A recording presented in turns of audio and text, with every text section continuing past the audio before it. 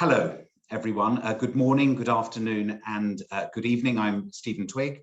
I'm the Secretary General of the Commonwealth Parliamentary Association. I'm delighted to welcome our panelists and participants to today's webinar on the theme of 12 years education for every Commonwealth child, finding the money. Sustainable Development Goal 4 on education was, of course, adopted back in 2015. It was always going to be a huge challenge to meet the targets set out in that goal. This challenge has now been compounded by the impact of the COVID-19 pandemic. We have the Commonwealth Heads of Government meeting planned in Rwanda in June, and so a number of organisations have come together today to organise this webinar. I'm really pleased that we have worked together with the Commonwealth Consortium for Education, the Council for Education in the Commonwealth, the International Parliamentary Network on Education, and the Commonwealth Parliamentary Association. We have 5 fantastic speakers for you today. We have voices from Parliament, from civil society, from government, from academia, and from the Commonwealth Secretariat. They will each speak for 7 to 10 minutes, and then we'll have time at the end for discussion and question and answer. If you wish to put a question to the panel, please put it in the chat, and I will do my very best to ensure that we cover all of the questions raised in that session at the end. Welcome to our panelists, and I'm very pleased to introduce the first of our speakers, the Honourable Mehnaz Akber Aziz. She was elected to the National Assembly of Pakistan in 2018. She represents the Asia region on the Executive Committee of the International Parliamentary Network for Education, which was founded last year. She is a passionate and vocal advocate for education, and I'm delighted to introduce her to speak to us today. Thank you very much. Thank you, Stephen. A very good afternoon to everyone. We are together here for a very, very important cause in these trying times. And it is a pleasure to be with colleagues from across the Commonwealth. Here in Pakistan, like in so many other Commonwealth countries, we are facing an education crisis, while also battling a devastating third wave of the pandemic. Today is a really bad day for us in terms of the pandemic because it's on the rise, and we didn't see in this first wave, we haven't seen in the second wave, but we are seeing it in the third wave. And there's a lot of confusion of what we are going to do with the schools. I wrote to the Deputy Commissioner of my constituency 2 days ago saying, please shut the schools, because there were many deaths in teachers and the students were going crazy, and that's a rural area. So schools were shut yesterday because I wrote to them. So it's all over the place. Our CIE examination, OA levels examinations are also so confused at the time that we started taking them, but after the first day, parents just said that their children are not going to come. So that is the case. You know, education was in disarray, and today it's an education emergency. And the economic consequence of the pandemic have already led to many provinces redirecting funding away from their education budgets. At the same time, falling household budgets, unemployment due to lockdowns, and remittances are lessening also. And it means that many parents are struggling to maintain the resources they devote to their children's education, which unfortunately at this time, for the most marginalized, is not a priority. We are seeing that with many more children on our streets, begging or as laborers and as domestic workers as well. And the age group is getting younger and younger, and it's heartbreaking. But even before the pandemic, education here was chronically unfunded. The share of the government budget going to education had been stagnant for many years at only 2% of GDP. Unbelievable, isn't it? This means we are falling far short of the international benchmarks of allocating at least 4% to 6% of GDP to education, or 15% to 20% of total public expenditure. 1 in 4 countries also failed to meet that benchmark. And that will now rise, as we know that 2/3 of low and lower middle income countries have already cut their public education budgets since the onset of the pandemic. And countries like Pakistan have to do their debt servicing also, because we are in the IMF deal as well. In Pakistan, we know firsthand the devastating impacts of the education financing gap. Pre-COVID, we had 22 million children out of school, including 12 million girls. And for many children who were in school, they were learning very little. And we don't have school provisions according to our population size as well. Very unfortunate. COVID is compounding this learning crisis. We haven't been able to take stock of it. But the World Bank has estimated that 79% of children will now be unable to read and understand a simple sentence by age 10, up from 75% last year. The bank also estimates that Pakistan will lose a larger share of students from the school system than any other country. And I'm a witness to that. I'm an eyewitness to that, and it's heartbreaking. With close to 1 million children expected to drop out as a result of economic hardships experienced by their families. There is a study by CG Dev and Malala Fund, which is like a rapid assessment for Pakistan, saying that 6% of girls will not come back to school who are dropping out.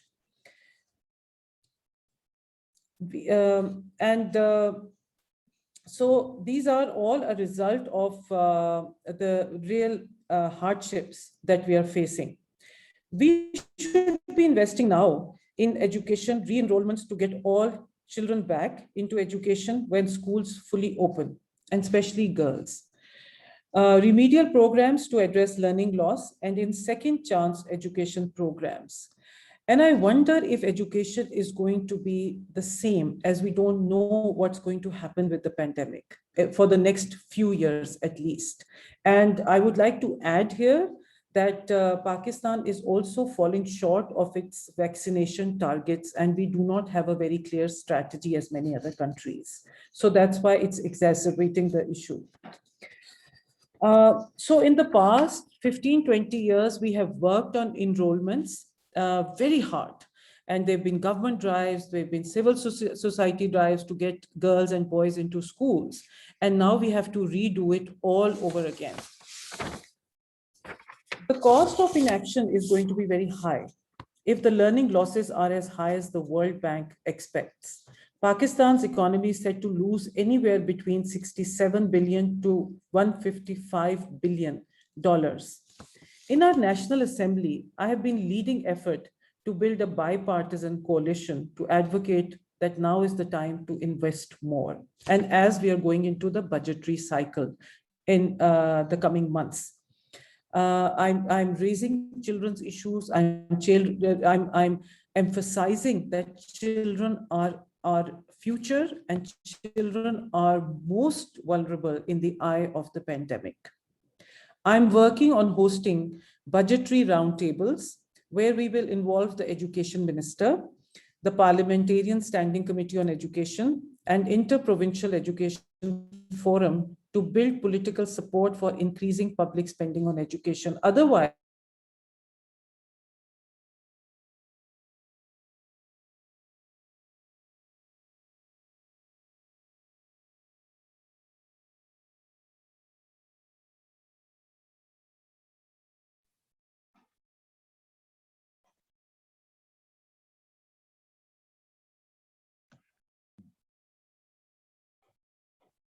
hello. Can my video be put back on, please?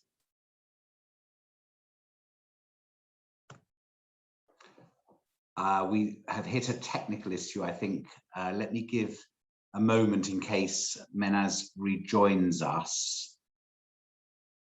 And if not, yeah, I think we have now lost her. let us hope that she is able to rejoin us shortly, and then I will invite her to resume her contribution. But if we don't have her back on in the next kind of 20 seconds or so, I will move to introduce the second of our panelists and then invite Mehnaz to speak when she is back with us. This is the downside of the technology that enables us all to come together in the way that we are today. Okay, I think we will move to the second panelist, but I think we've already heard very powerful contribution from Mehnaz, that parliamentary voice, but also talking about the challenges in Pakistan moving forward. I think that we are expecting her to rejoin in a moment, but I think at this point, let's go to our second speaker. So can I please welcome Ruth. Ruth Kagia is the Deputy Chief of Staff in the Executive Office of President Kenyatta of Kenya, as well as the Commonwealth Heads of Government meeting in June. We also have in July the replenishment conference for the Global Partnership for Education that is being co-hosted this year by Kenya and the United Kingdom. And Ruth is the President's envoy for the Global Partnership for Education Financing Campaign and the Education Summit. Delighted to welcome you here today, Ruth. The floor is yours. Thank you, Stephen, and good morning, good afternoon to everybody on this call. It's good to have this conversation. I had been asked to talk about Kenya and SDG 4, so I'll start with that before I get to GPE. Before COVID hit last year, Kenya was well on its way towards achieving SDG 4 by 2030. We achieved universal primary education, and in the last 2 years, before 2020 that is, we had started implementing 100% transition to secondary education. So on balance, the basic goals, quantitative goals had been reached. This was partly because of very strong community political support for education right from the beginning of Kenya's history, where it is the one agenda where there is unanimity of purpose, and parents will go into great lengths to provide education support for their kids. And government has, in a sense, responded to that political support and has allocated an average of about 23–24% of expenditures to education. Is sort of the largest funded sector. So in a sense, government has put its money where its mouth is. There has been very strong momentum on that. And Kenya was sort of feeling is on its way to achieving SDG 4. But even as the numbers were looking so good in the aggregate, there were issues that still needed to be resolved. The most important one being the issue of quality. More than half of the kids, it's about 53% of the kids, could still not read a complex text by age 10. There are also issues of equity. Some parts of the country, there was much higher levels of dropout, early marriages, female genital mutilation. All those were creating a pull-down effect on the overall national figures. And then, so government had started working on a new curriculum to improve competency, a competency-based curriculum to improve the relevance to the work in the workplace, to improve the value, to make it more value-based. So there was an attempt that was being undertaken to address those substantive qualitative issues in terms of not just enrollment, but the quality of education. But then schools closed, as happened elsewhere in the world. And for nearly a year, until January this year, the kids were at home. We had hoped that because we have a very strong imprint, digital technology imprint, that learning would continue pretty much uninterrupted using digital technologies. And that happened somewhat, but not as universally as one would have wished. There were issues of connectivity, there were issues of the digital equipment. But on balance, learning did continue taking place. But what happened is, because of the differential access to learning during that period, it tended to exacerbate inequality.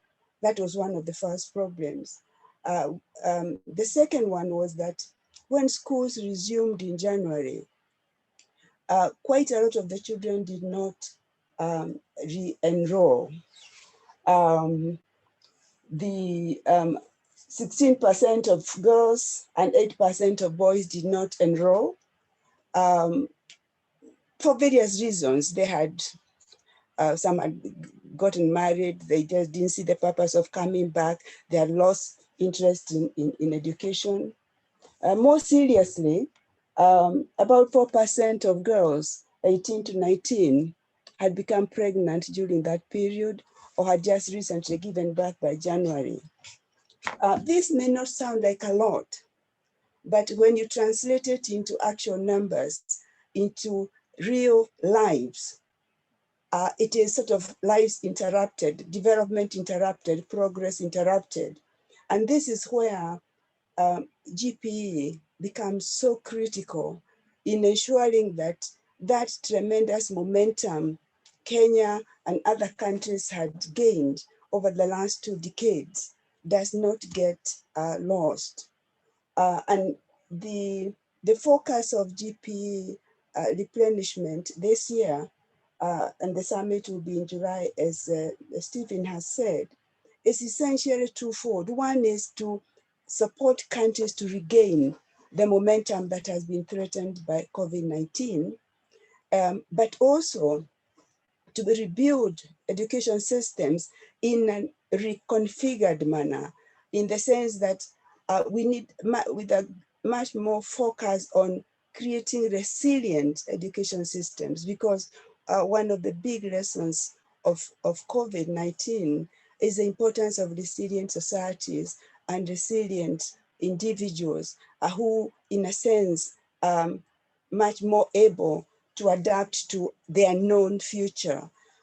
So recalibrating the education process as part of the rebuilding process, regaining the momentum, and of course doing what we have always wanted to do in education: improve access, quality, and equity. And that is the context of the GPE. As a Commonwealth, we have a very good structure that has survived the test of time. And this is a moment to reflect, and I hope we can reflect on that when and if a Shogam takes place in June, which is, how does the Commonwealth re-enter the post-COVID world? How does it position in terms of making those 54 countries more competitive? It's over 2 billion people from across the world, with very wide-ranging economic and social profiles.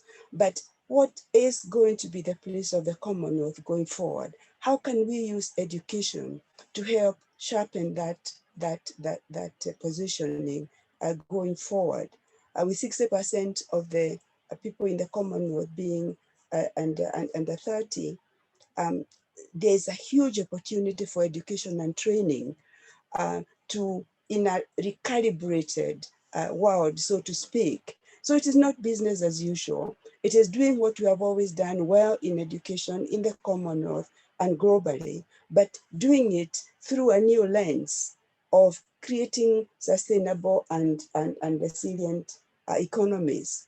So I would invite the Commonwealth as a body to look at GPE as a platform that enables not just funding for education in developing countries, but also support them more critically in education reform, connecting them to good practices globally, basically strengthening the hand of education ministries in these countries. So I would welcome and invite the Commonwealth to join hands with us to support GPE as we look at what does education post-COVID look like, and how can we come out of this as a stronger sector, as a sharper instrument for development, as a sharper instrument for creating sustainable and prosperous economies. Let me stop there, Stephen, and I thank you. Thank you very much indeed, Ruth. I think it was great both to hear about the progress that Kenya has made, but also the challenges that Kenya, like others, has faced over the last year. And then I welcome what you said at the end in terms of setting out the scale and nature of the challenge for the Commonwealth moving forward. And that's an important theme for us today. So thank you very much, Ruth. I'm delighted that Mehnaz has rejoined us now, so I would invite her to resume her contribution. Thank you very much.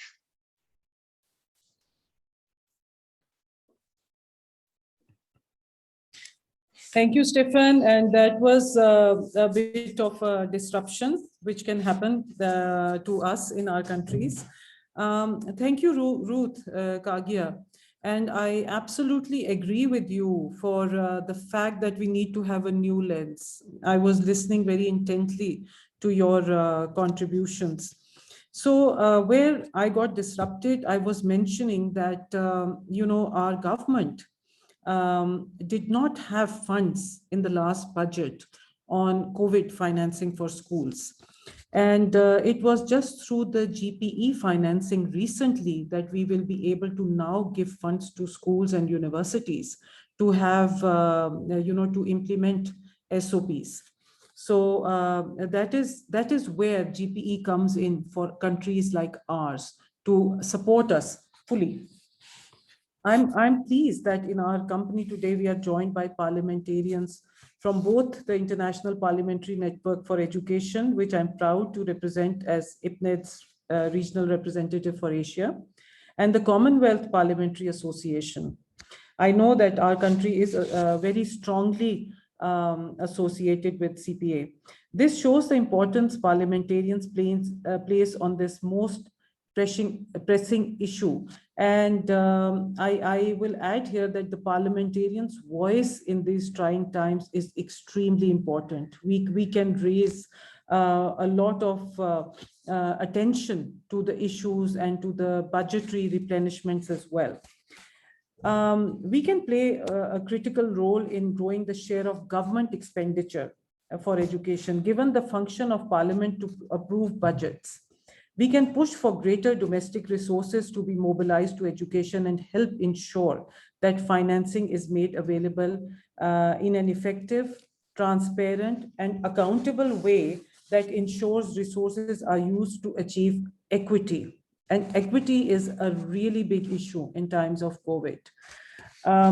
In donor countries, MPs can also press for the implementation of overseas development assistance commitments on education, including by pledging ambitiously to the upcoming replenishment of the Global Partnership for Education and spending at least 15% of the aid budget on education. Parliamentarians' understanding of key areas of education expenditure is therefore essential to ensuring MPs can play an active and informed role in the budgetary process.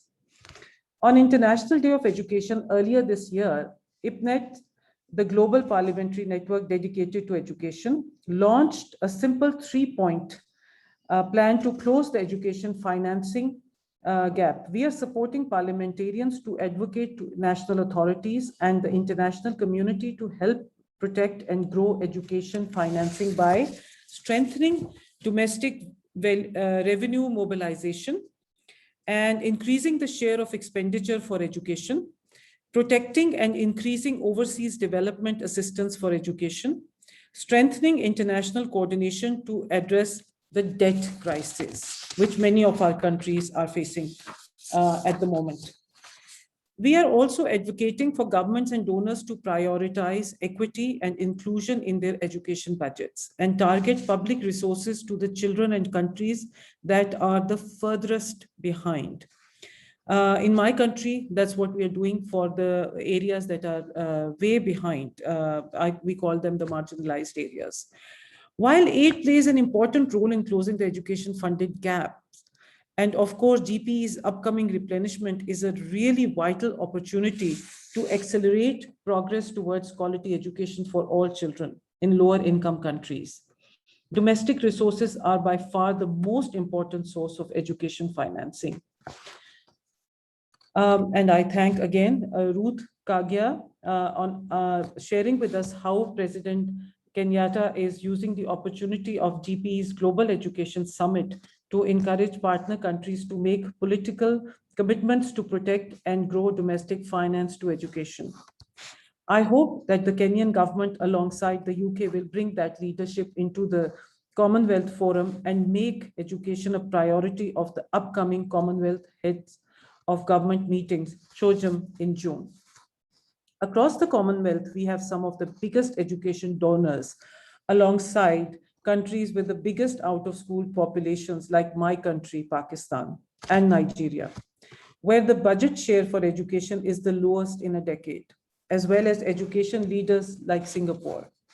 So my hope for today is that we kickstart a much more serious engagement with education financing across the Commonwealth to ensure that the emergency financing education is given the attention it warrants at CHOGM, and that this is reflected in the communique and matched by a renewed commitment to delivering 12 years education for every Commonwealth child.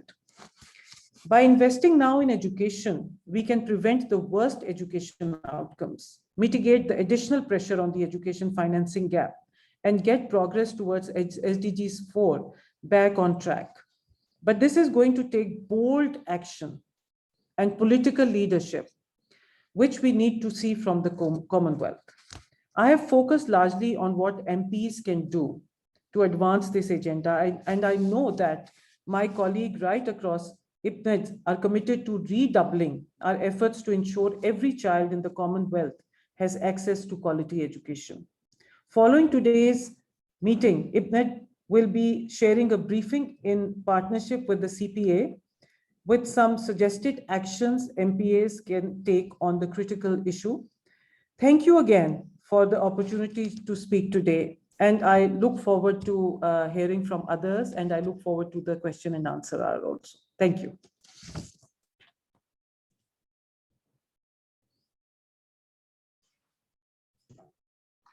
Thank you very much indeed, Mehnaz. That was a very powerful speech, and I think what you told us about Pakistan and talking about how COVID is compounding the learning crisis was extremely informative. And then you set out some of the ways that parliamentarians can make a difference, both on domestic resource mobilization, but also in higher income countries in terms of support through development assistance. Thank you very much indeed for being with us today. It's my pleasure now to move to the third of our guest speakers. And I'm very pleased that we have with us Wongani Taulo, who is the Senior Education Advisor for Gender Equity and Inclusion at UNICEF headquarters. Wongani, the floor is yours. Thank you for joining us. Thank you, Stefan, and thank you for inviting UNICEF. It's a pleasure to be here. And I'll just echo some of the concerns that have already been presented from government representatives from Pakistan, but also in Kenya, and highlighting this from a global perspective in terms of the work that UNICEF is doing in education. If you don't mind, I have a small slide presentation that I would like to share, but I don't think I have the right to share that. If I'm able to do that, I'll be glad to do so. I don't know if the host can be able to give me that chance to share a slide. If not, I'll just talk through the presentation from my perspective. I wanted to start by highlighting some of the challenges that we have observed as far as the global education learning crisis is concerned, both pre the COVID period, but also post the COVID period. As you might know, even before COVID, we were experiencing big disparities in the education sector. Over 250 million children, of which almost 50%, 130 million girls were actually out of school. And the highest numbers were actually in low, middle, and income countries, especially also in conflict affected countries. And the Commonwealth tends to have most of these countries, especially in sub-Saharan Africa, who have these large numbers of children out of school. Honorable Wongani, if I yes. interrupt, you should now have permission to share your screen. All right, thank you. Sorry to interrupt. No problem.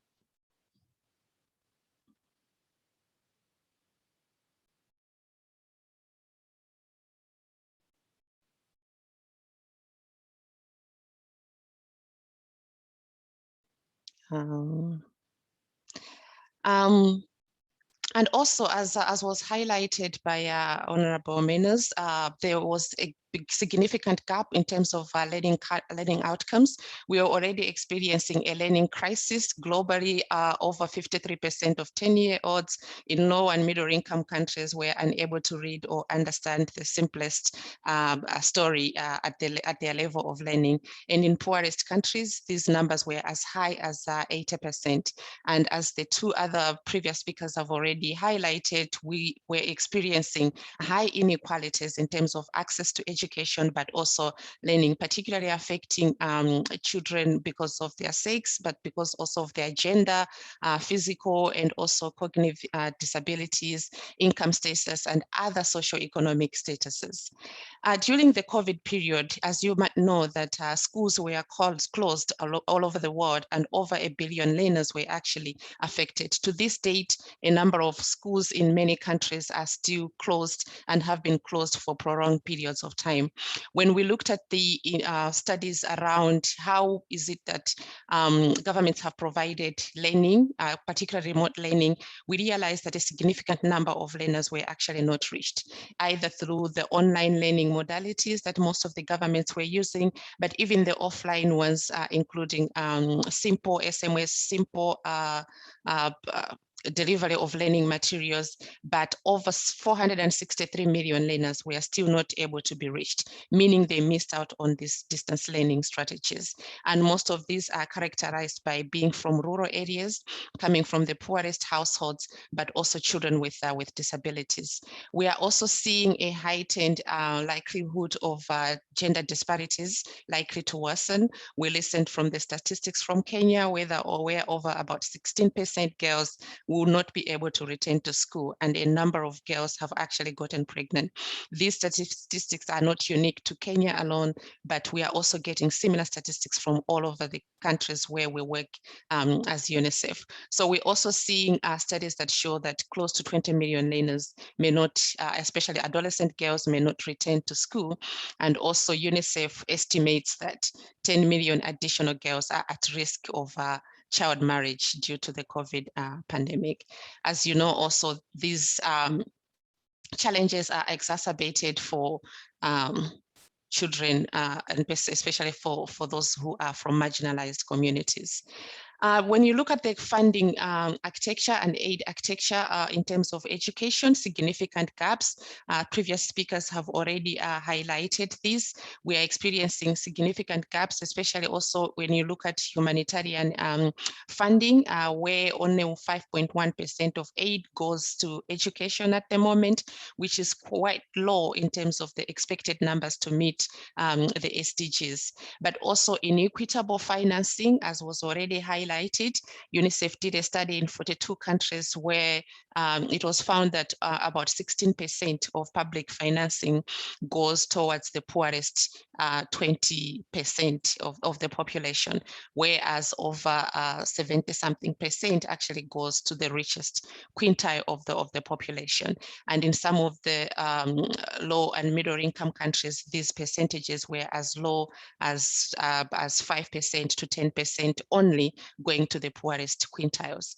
And also, much as we had those challenges pre-COVID, there were significant shifts with a number of countries improving their domestic allocation to education. With COVID, we see this is going to be exacerbated, especially with the contracting economies. We are already experiencing widespread budget cuts, which are going to threaten education, and particularly for the most marginalized populations. And what we have seen with previous world global economy recessions is that these budget cuts actually widen the disparities, especially when it comes to inequalities. There are studies by the Education Commission that provide that evidence. At the same time, we are also experiencing that with the COVID and the economic contraction, there's going to be significant gaps, around 178 to 193 billion financing gaps to just meet the targets for 2030 in terms of the SDGs. And also the pandemic is also going to threaten education financing, particularly in low and middle income countries where financing could drop as low as 12%. These all threaten education in the future and meeting the SDGs. And in addition to this, we have a looming climate crisis. Previous experience already shows that climate crisis exacerbate challenges in low and middle income countries and also affect financing.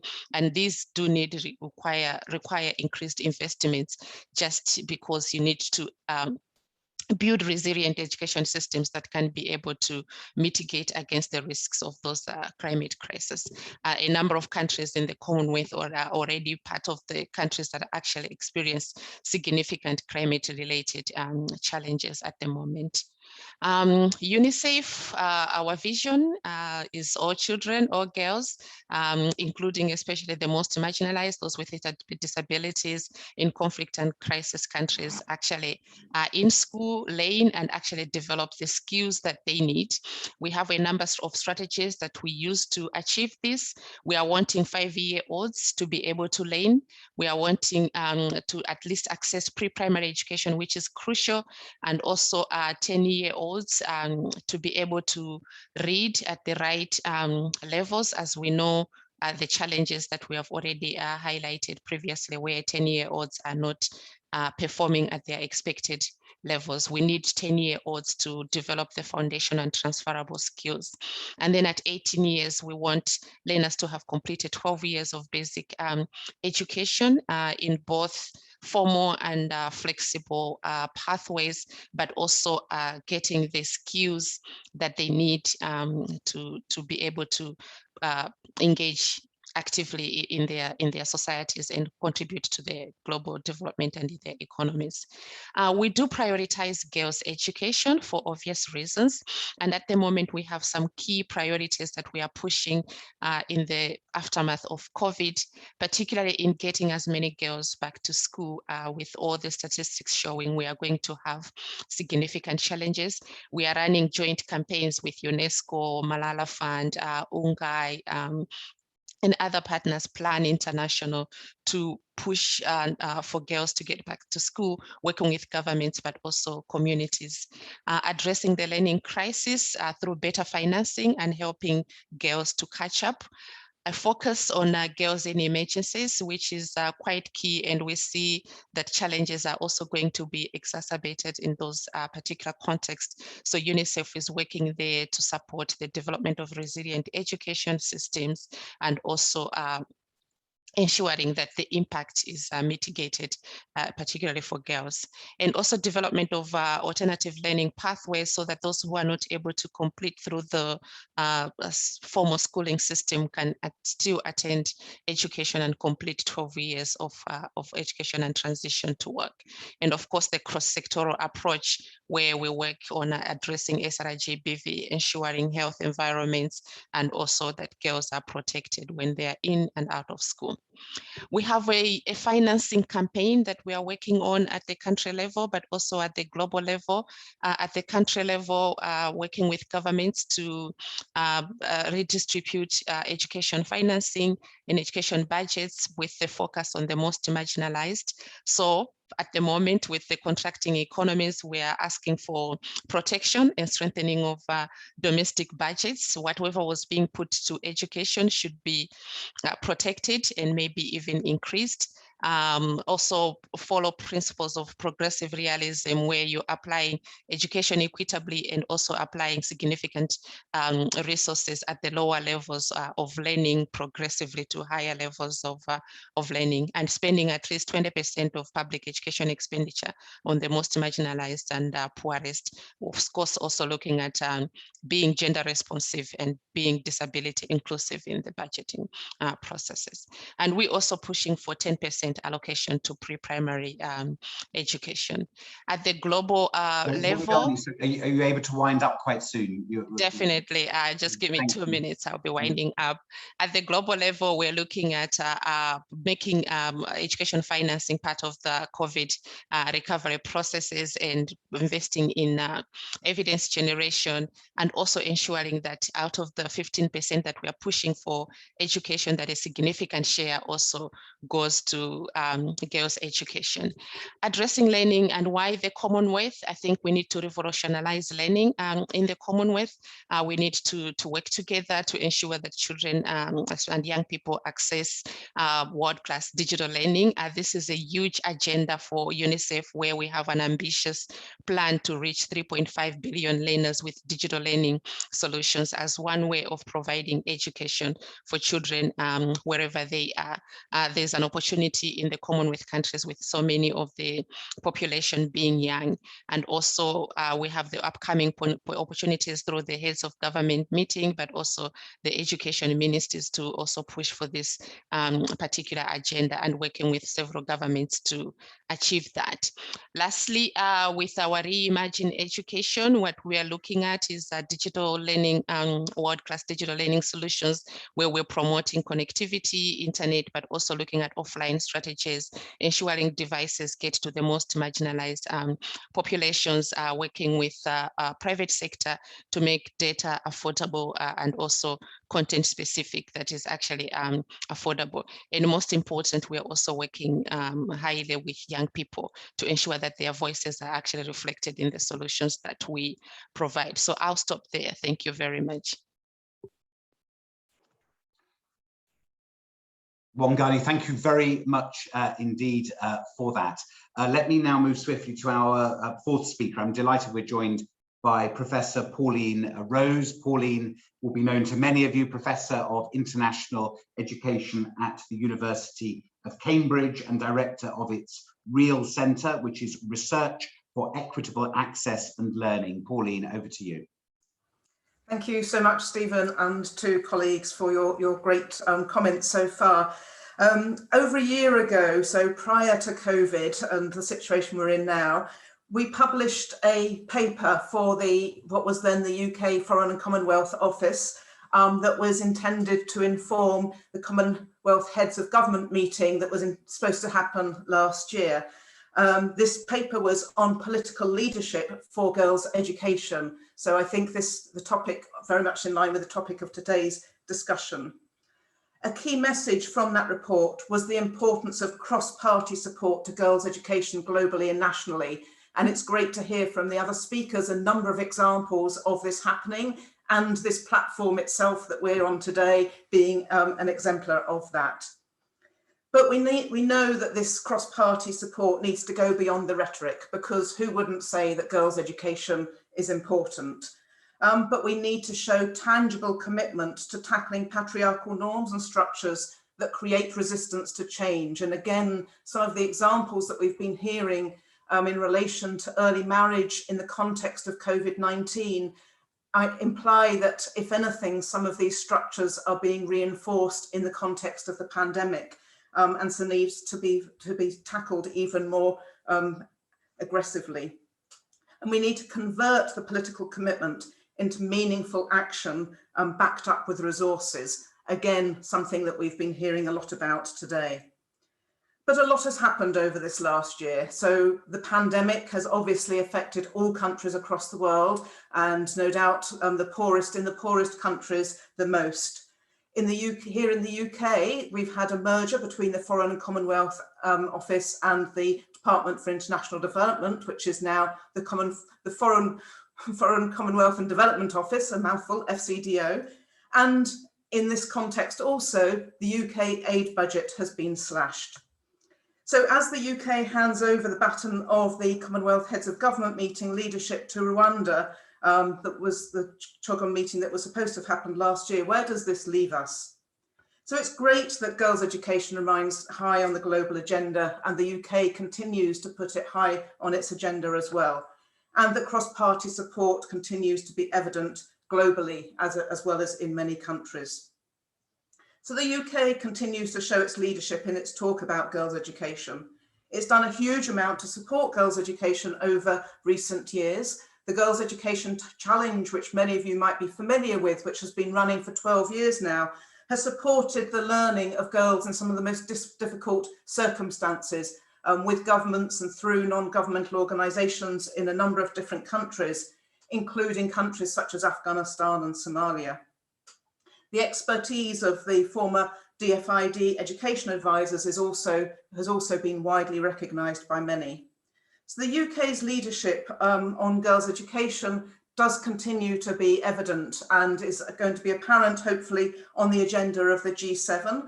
And the UK will also be co-hosting and co-chairing the GPE, the Global Partnership for Education Replenishment. So the UK has identified also that it will commit some funding to the Global Partnership for Education. However, questions arise of whether this is genuine and transformative political leadership if aid is not only being cut, but is being disproportionately cut to education. So according to analysis that we did together with Susanna Hares at the Centre for Global Development, we identified that the cut in aid for education is 40% from the UK aid budget, compared with 25% in the aid budget overall. Now there are obviously different debates around some of these figures, but it's only information is only beginning to emerge on where these cuts are going to hit. In addition to this cut on the aid budget, it's also quite a cause for concern that there has been a widely publicised huge cut for water and sanitation in the aid budget, which, as we know, is crucial for education and for girls' education in particular, with the importance of sanitary facilities being vital for when girls reach puberty. So it's notable that the UK is indicating its continued support to the Global Partnership for Education in this year of the GPE's replenishment. However, if this funding comes out of the much reduced budget to education, this is a cause for concern. And I think we need to collectively be campaigning for the GPE funds to be out of an additional budget, not from the aid budget that has been recently informed. Otherwise, this will hugely or further impact the bilateral programmes, which are hugely important and have been having such an important impact in many countries. However, as we know, and as others have already said, the UK is only one actor and is only a small part of the puzzle. Of course, the national funding is actually at the heart of any education spending and budgeting. So we really need to think about the issues around national spending in the context of the cuts that are no doubt happening and we've been hearing about from our other speakers in the context of the effects on economies around the world. So part of it is about the amount of money, but it's also about how money is allocated. And there have been some important examples in recent times of gender responsive budgeting to try and make sure that budgets take account of the gender needs of their populations. So this approach requires structuring spending and taxation to advance the causes of gender equality. And so an analysis of the processes of the ways in which the different budgetary allocations affect men and women differently. To give one example, Rwanda, the host of the next CHOGM, has instituted an approach to gender responsive budgeting in law in 2013. And at the heart of this was actually there being an increased proportion of women in Parliament who really pushed for these reforms. And as an example of what they pushed for, they identified that many women were being held back from the opportunity to work due to childcare issues, and so pushed for increased spending and public funding on early childhood education. Now, as we know, early childhood education is important both for women's opportunities to work, but also has much wider benefits. And it's great to hear from our previous speaker about the commitment of UNICEF to spending 10% of UNICEF's budget on early childhood education, of its education budget on early childhood education. And we need many more, both national governments and aid donors to show greater funding support to early childhood education, given its huge benefits for children's futures, both in terms of their readiness for school as well as beyond. And unfortunately, at the moment, what we see in many countries is actually it's less than 1% of education spending goes to early childhood education. But there are many more promising examples of the kind that I've just mentioned in relation to Rwanda, and many national governments are really sort of putting efforts into trying to improve the spending that they're on education, but also thinking about ways to best allocate that spending to advantage the most disadvantaged in ways that we've been hearing about. However, we will only really see transformation required if global and national leaders across the political spectrum continue to come together to ensure the necessary resources are available to support a transformative approach to girls' education. With the pandemic disproportionately hitting the budgets of the poorest countries, now is not the time to cut global funding for them. And I hope that this will be a key message at CHOGM in a couple of months' time. Thank you.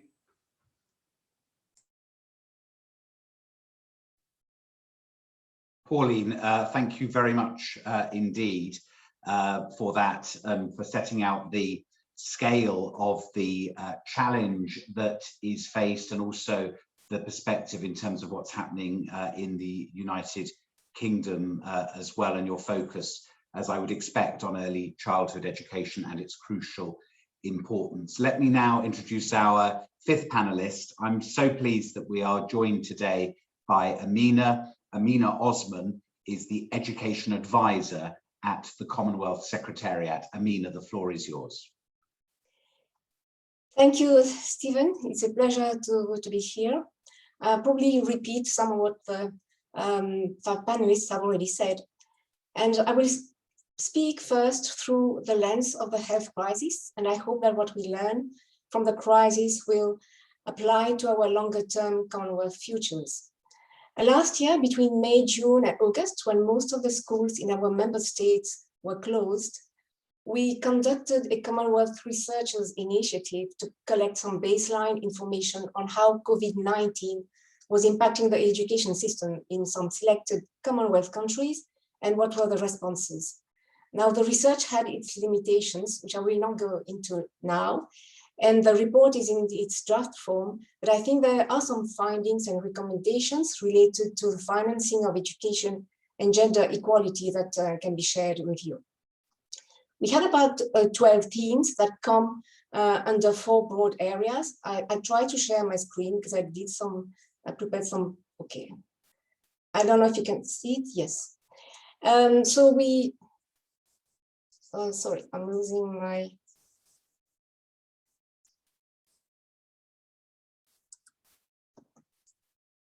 look, it's not working so well. So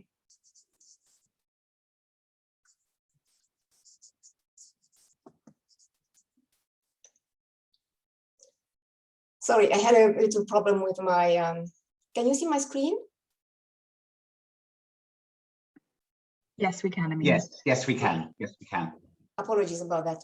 So we had about 4 broad areas, which were the systemic response and education sector resilience and how countries were responding to the pandemic, access, equity and inclusion with an eye on what is likely to happen in the aftermath of the pandemic, and innovative solutions to the challenges and issues that were identified. We also looked at innovative solutions that could be used to address those challenges. And then we looked at adaptation and well-being in challenging times. Under access, equity, and inclusion, we had a series of narrative studies that looked at the educational opportunities that were afforded to the most disadvantaged and marginalized, such as the migrant workers, the disabled persons, and the girls, and how COVID-19 were impacting on those groups. Some common policy messages that were drawn out included the fact that digital technology and e-learning are not wholly effective ways of supporting learners who are out of school. And girls are at a greater risk of failure than boys, that we've heard earlier. There remains a disparity between the expectations placed upon boys and their sisters in respect of educational outcomes, and that has been exacerbated by the pandemic. Also, the research and the engagement with migrant workers from rural areas in some of the Commonwealth countries showed that they feared for their security and that they suffer both financially and socially through discrimination and hardships that denies them the opportunity to adequately support their children's learning. And that has worsened during the pandemic. There were also, of course, issues regarding poverty and the lack of effective government planning for inclusion in times of emergencies. In terms of looking at innovative solutions, one area that the research looked at was the potential of innovative financing mechanism. One of these mechanisms is results-based financing, what we call RBF. And they looked at how that could be employed to improve efficiencies and effectiveness in the education system.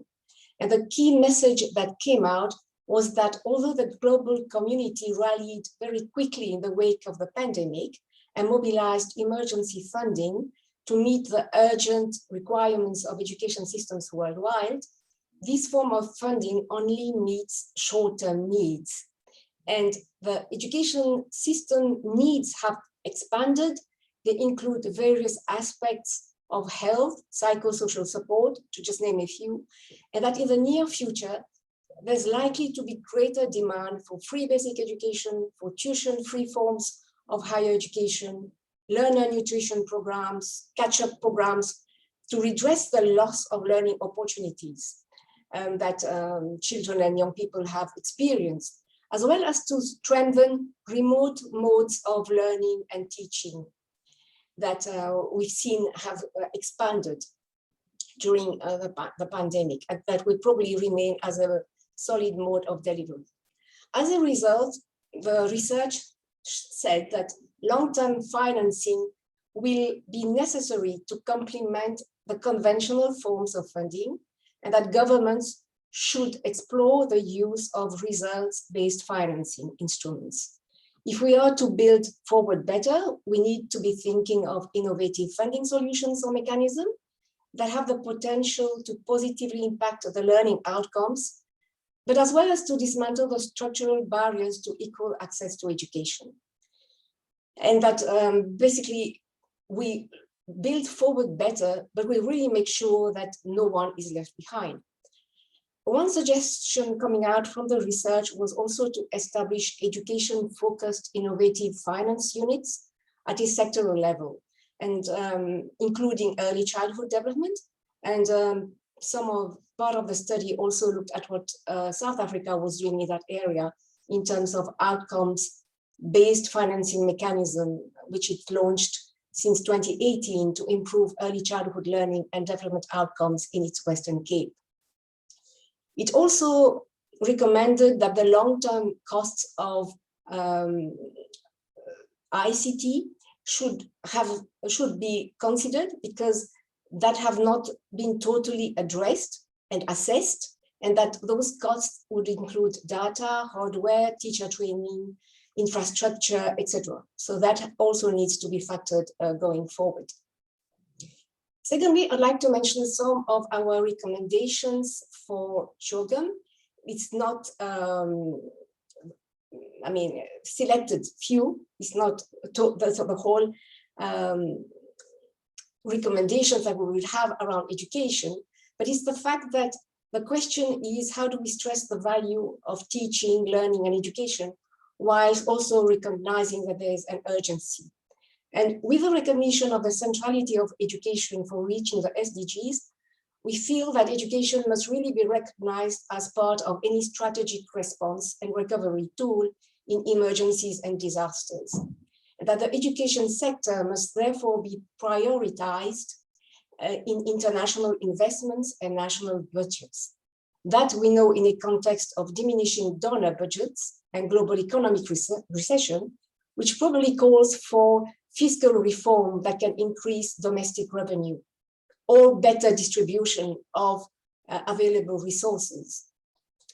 And we also call particular attention for a fundamental shift in the development of the finance ecosystem to assist our small states in their recovery and in building up the resilience of the education systems in a context of multiple threats. There's not only the pandemic where they have disasters and they have climate change that is impacting on them. And of course, we reaffirm the role of governments in providing the 12 years of quality and inclusive education for all, especially girls, and the need for investing in early childhood education alongside primary and secondary education. We are also a member of UNGAI, and I think we've solidly been supporting girls' education and advocated for girls' education. My third point would be about, well, some of the panelists have said that we need to look at a new lens, we need to rethink about education, and maybe we need to rethink about the purpose of learning. And after the Learning to Be of Delors, that was published in 1972, I think we realized the importance of lifelong learning and the notion of knowledge, the notion of learning to live together, the idea of going beyond cognition into social skills and self-learning and self-knowledge. It is also about the values that are enshrined in the Commonwealth Charter and that recognize the positive and active role and contributions of young people in promoting development, peace, democracy, and in protecting and promoting the Commonwealth values of tolerance, understanding, including respect for other cultures.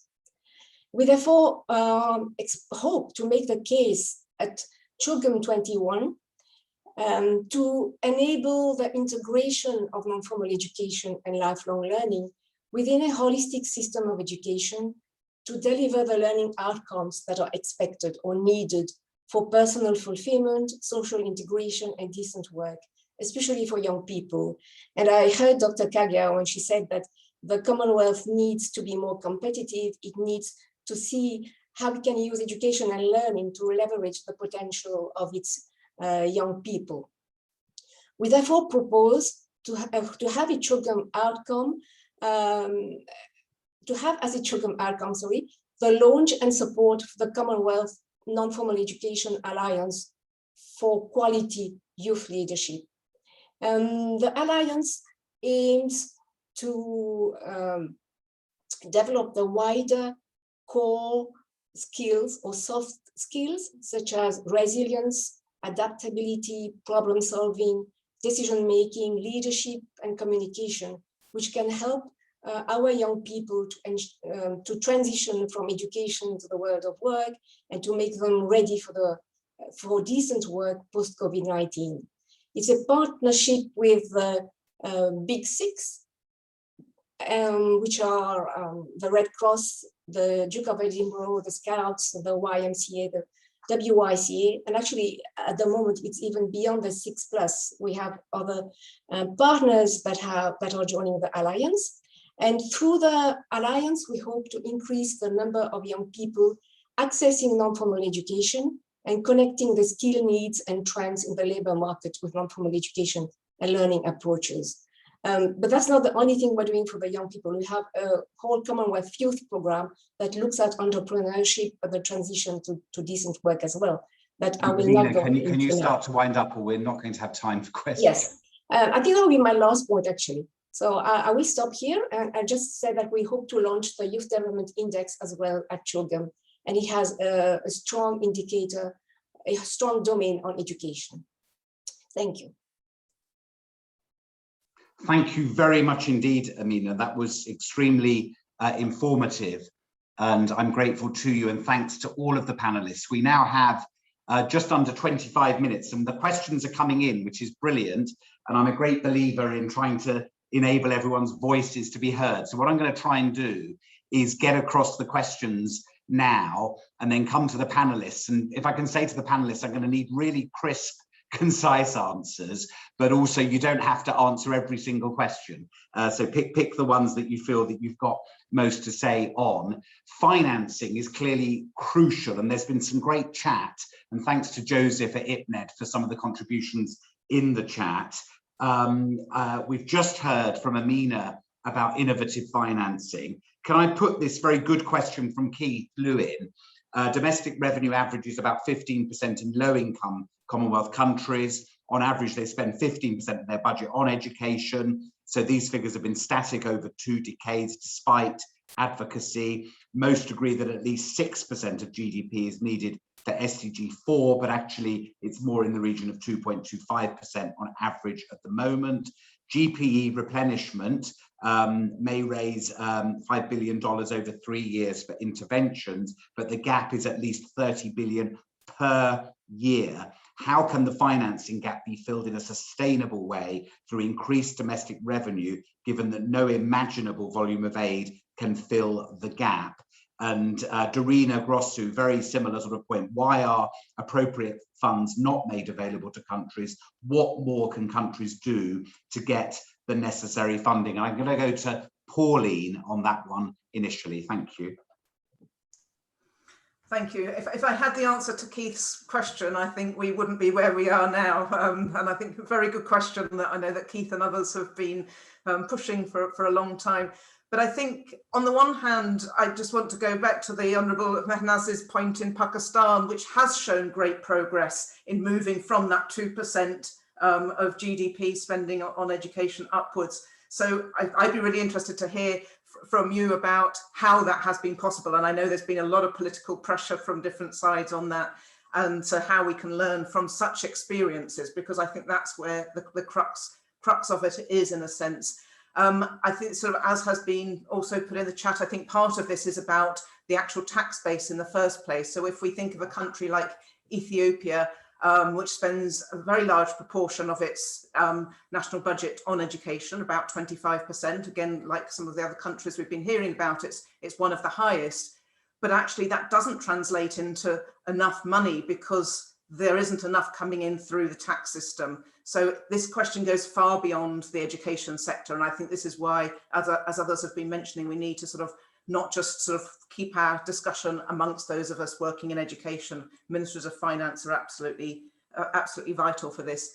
I agree with Keith, and also with points that others have made, that it is at the end of the day a national responsibility, and the national financing is at the heart. But I think that the aid budgets do still have an important role to play, particularly in some of the poorest countries. So I don't think we should sort of release the pressure on that either. Thank you. Thanks very much, Pauline. Before I come to others, a question has come in from William Belliard, Member of Parliament from Turks and Caicos, asking the CPA, so it's very much a question for me, have we established a special committee to lead the way on this objective for fairness, equity and equality in education for all our children. And William says, if not, we sure need such a committee. So I will take that away. I'm very keen that we don't duplicate others. And I know this is the core objective of IPNEd, the International Parliamentary Network for Education, but I'm certainly, as CPA General Secretary, very determined that we do address this as the CPA, and thank you very much indeed, William Belliard, for that contribution. Can I come to Mehnaz perhaps to comment on some of these financing challenges? Thank you. Yes, thank you so much, Stefan. I think, as Pauline said, that increasing the tax base is important. But over the last 2 decades, I've been watching that political will and political commitment also matters. So although I always work in a very bipartisan manner, but I would like to mention here that in the last term, when the political party which I belong to were in power, they were the ones who pushed for increased in the budgets. They were the ones who increased the budgets for Higher Education Commission. And unfortunately, the budgets for Higher Education Commission were slashed into half. And that is, the World Bank finances and the government finances. It's a multi-donor financing situation. But, what we have to do from now onwards is that, from last year, I was very appalled to see last year when we were going through the budgetary discussions that not much, we are in opposition now, there is another government, so that there wasn't much to talk about on education financing. And COVID had started, we were already in the middle of the first wave of COVID and there were no COVID financing. I'd started raising hue and cry over that. And so we want to continue, and we want to, it's not just that you increase the budget, but it is how you are going to spend the budget and to ensure that the budgets are spent. It's not just allocation, but also spending.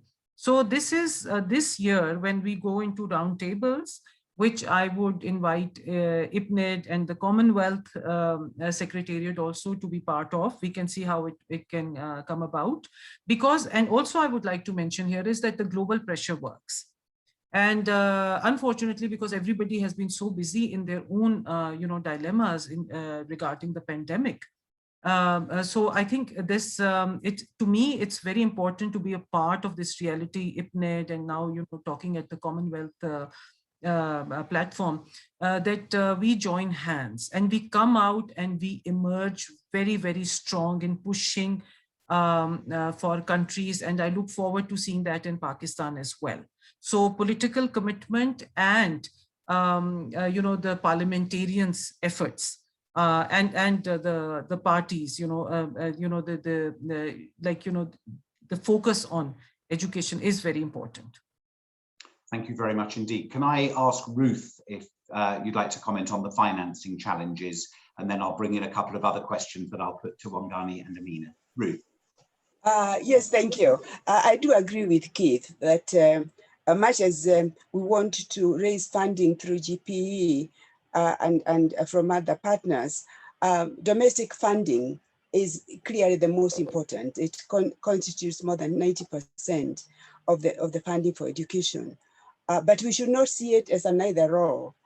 We need to recognize the role of this funding, particularly when it is as well synchronized as it is in GPE, as acting as a catalyst for reform, as a catalyst for supporting countries recognize the blind spots in terms of regional and gender equity and so on. In terms of supporting countries understand what the best buys are, supporting on efficiency of utilization of those resources. So there is a critical role for funding, that external funding, not as replacement and substitutive, but as catalytic on a whole range of fronts. And as we are working on the replenishment campaign, we are, in a sense, moving on 3 fronts. One is basically mobilizing the beneficiary countries of GPE to protect their domestic budgets. My president has just released a call to action to all countries that benefit from GPE to protect their education budgets, to work progressively towards at least 20% of their expenditure to education, and to increase to the extent possible, even as we recognize, sorry, I'm about to run out of power, even as we recognize that COVID is going to impact on budgets. Then the second angle we are taking is basically appealing to all of you, including those on this panel, to put resources through GPE. It is a fantastic platform, it's a comprehensive platform, and those resources, well channeled, can play a critical role in terms of, as I say, strengthening the hand of the countries. And finally, focusing much more sharply on efficiency of how those resources are utilized, but also in terms of improving education quality, because that, in a sense, has suffered a little as we have done the quantitative expansion. Thank you. Ruth, look, thank you very much indeed. I'm going to put a couple of other questions now and come to Wongani and then to Amina. And I know, Amina, in your presentation, you spoke about youth leadership and informal opportunities for education. So the first additional question is from Dr. Sudel Tunnicliffe. And Sue asks about recognition of the importance of education outside of formal schooling, including learning in preschool homes, empowering women and carers, and in informal learning out of school, as well as lifelong learning opportunities. And I'd be really keen to hear points of view on that.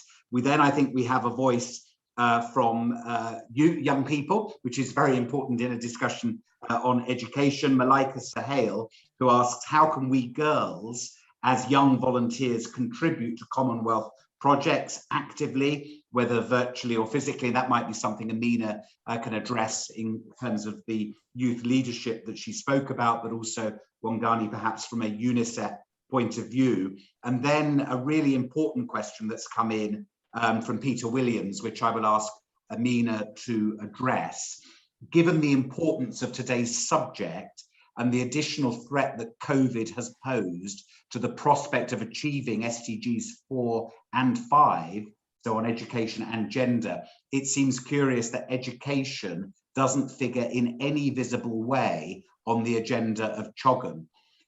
In the experience of panel members, can lobbying of MPs, ministers, heads of government by letter or text make any difference, or do you have any suggestions for other advocacy strategies? So let me come to Wongani first to pick up any of those points, and then to Amina to pick up any of those points too. Wongani. Thank you, Stefan. Just quickly, I'll just talk to the point on alternative pathways for education, but also on youth activism and how they can actually be engaged in with the Commonwealth processes. Just to indicate that we know the inefficiencies in the formal schooling system, with a number of young people dropping out before they complete their 12 years of basic education, which we're pushing as a right for every child. At this point, what we're pushing is working with governments to put together some flexible and alternative pathways that run parallel to the formal schooling system, so that those learners that are not able to complete through those formal schooling system channels can actually attain these alternative pathways. We have accelerated learning programs for children who are over age that can actually complete the curriculum in contracted periods, but these are largely at the lower levels of learning, particularly at primary level. What we're pushing is also to have similar alternative pathways, especially for adolescent groups, as girls get older and they drop out of school through cause of pregnancies and other challenges they're facing because of the intersection of vulnerabilities that they face. Sometimes it's difficult for them to continue in the formal schooling system, and we're working with governments to ensure that there are all those pathways that they can actually attain and complete equivalent of 12 years of schooling system. We are looking also through the skills development pathways out of school for young people and adolescents, but also through entrepreneurship, working with private sector to support these strategies where young people are attached to skilled people and they gain those skills whilst they're also acquiring their formal education system, schooling system. So definitely a long way to go. I think there's limitations, but definitely strategies are in place, and we're also investing in evidence generation of what works and what can be effective.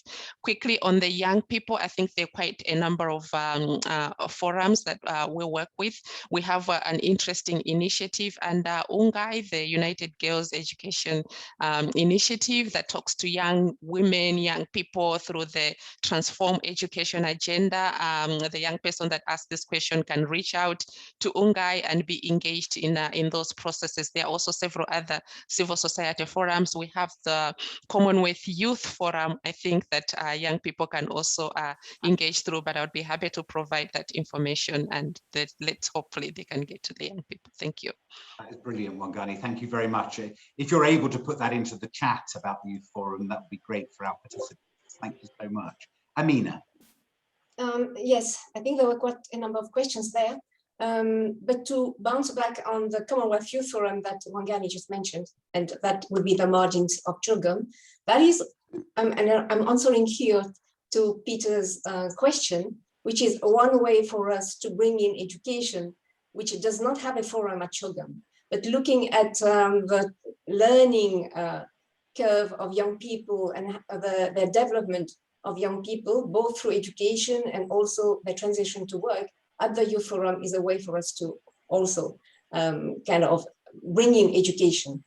Of course, we would like to see it much more prominent at children, and I think we should not underestimate the power of the people and the power of, let's say, making the case for education. I won't say lobbying, but I would say making the case, and what you're doing here and reinforcing the message and our voice so that education is taken into account at children, as health is being now. Because of the pandemic, the focus has been on health, and everybody has seen the importance of addressing the health sector. But they are not sufficiently looking at what would have happened if there had not been a system of learning, be it remotely, but at least having that kind of safety, and that education should be recognized as a global good, as a common good. So I think we should continue sending the message to children that education should be seen as an important factor in addressing sustainable development. I think there was a question about how young people can engage with the work of the Secretariat. We have several youth networks, and actually these are coming together at the Commonwealth Youth Forum, children. We have youth networks on climate change, we have on gender, we have on peace, we have on human rights. So we have the Commonwealth Students Association as well. Some of them work very closely with our accredited organizations. We have the ACU as well, the Association of Commonwealth Universities, and the scholarships. So there are several youth networks that they can come and work as volunteers and engage. And also our youth networks connect with global networks. They connect with UNGAI, they connect with the UN. So there's a scope there, and that's totally feasible and doable. And I'm happy to send the links later on. With regard to, I think there was a question about informal education. I would say non-formal education, and then you have the informal learning as well. So I think I mentioned in my presentation that we argue for a holistic approach to learning, looking at formal learning as well as non-formal learning as complementary, and also how non-formal learning can bring in the soft skills that often we say that traditional education is not delivering. I don't know if I've answered the question here, but and that is part of the Commonwealth Non-Formal Education Alliance that we want to, as an outcome of children that we're trying to push. And that is also for us an entry point to bring in education. Lovely, look, thank you. We only have another 6 minutes, and I want to give our other three panelists a chance to speak again. We have a question from Alex at the Association of Commonwealth universities, expressing full support for the 12 years, but making the point about the important role of higher education, both in sustainable development and in supporting primary and secondary education as well. So if I can invite our other three panelists to respond to that and make any final point that they might wish to make, and I'll come to Ruth, then Pauline, and then give the final word to Mehnaz. So Ruth, thank you. Sorry, Steve, what would you like me to comment on? Sorry about that. Higher education and role of higher education and universities.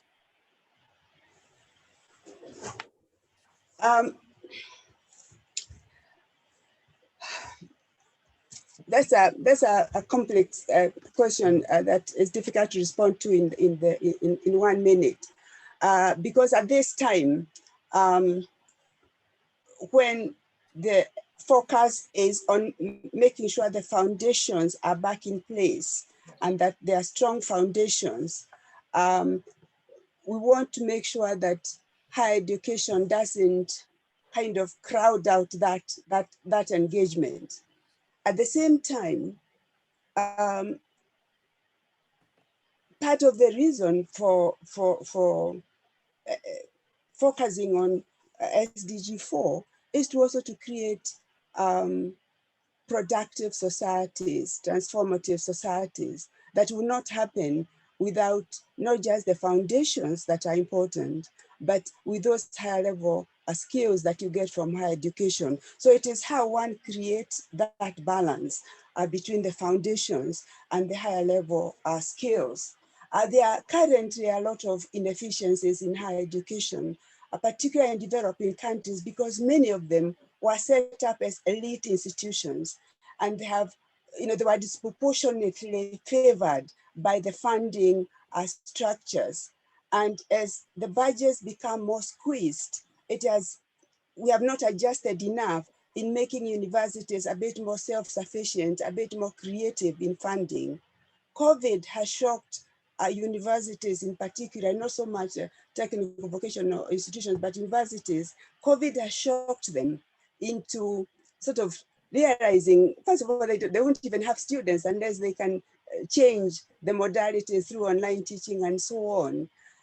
They have been shocked by the funding because governments are limited in how much they can produce. This is a great opportunity for higher education systems to fundamentally shift the mode of learning and to have become more relevant to their national governments as well as internationally, in terms of aligning programs, particularly their research programs, to solving real problems in countries. So I see this as a crisis that could become an opportunity for doing what we haven't done enough of in higher education. But having said so, you need higher universities to basically drive the final transformative elements that we all look for in education. Thank you.